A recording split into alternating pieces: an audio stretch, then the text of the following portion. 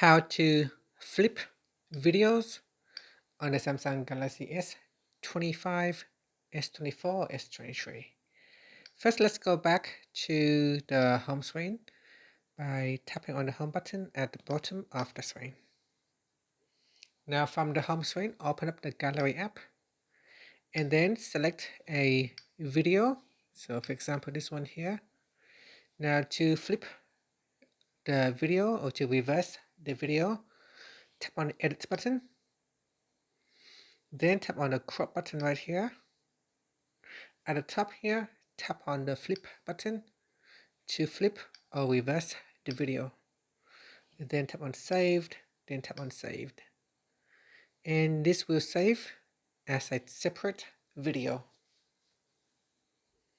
And that's it. Thank you for watching this video.